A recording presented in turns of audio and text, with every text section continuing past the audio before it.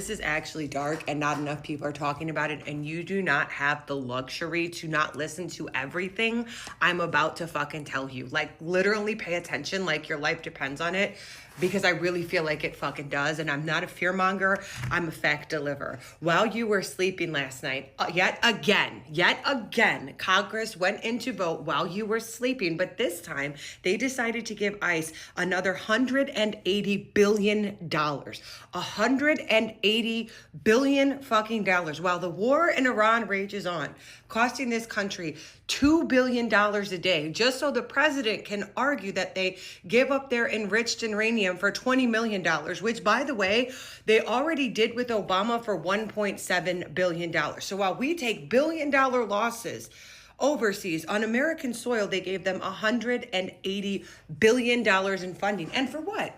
What does ICE need $180 billion in funding for? Remember when I told you guys that they're building an AI surveillance state, that the same people who did what they did in Schmalestein are now providing ICE with AI surveillance? Remember when I told you guys that not only did they buy up all media, and I don't just mean your news stations, I mean your movies, I mean your music, I mean your newspapers, your magazines, every source of entertainment you receive comes from the same people who developed the AI software that they use in Schmalestein to do what they're doing to Schmalestein, right? Yeah, those same people are now developing AI surveillance facilities in the United States of America. And the president this week recently passed an executive order that the states are no longer allowed to regulate or mandate AI facilities, which means that you cannot stop the establishment of them. And furthermore, with the EPA being defunded, nobody can regulate them from poisoning land, sea, or air. But wait, there's more. You guys remember when I told you that ICE has a larger budget than the fucking Marine Corps, that they got $178 billion, I think, in the Big Beautiful Bill? They got another $55 billion when they repurposed the Wexmax contract that's supposed to go to the Navy. And now they got another $180 billion while you were fucking sleeping with no health care in a country where the EPA, the FDA, the CDC, the National Weather Association, and FEMA have all been defunded.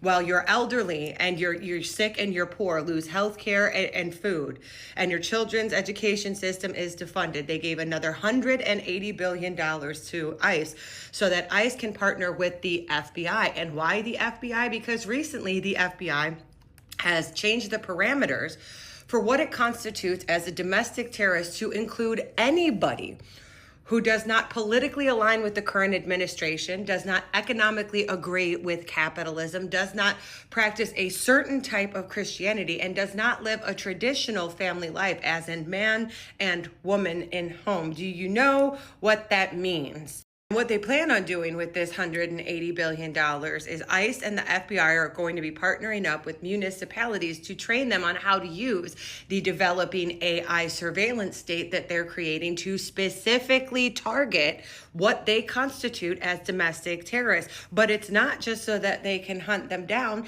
it's also so that they have something to do with them. They are currently buying up warehouses in droves to convert them into concentration camps that can hold upwards of 10,000 people per facility, but not past a maximum of 6 months. All of these are equipped with incinerators specifically written within the contract so that they have the ability to dispose of biological waste, meaning human remains. All while this is happening, the Department of Justice is currently introducing legislation to bring back the firing squad.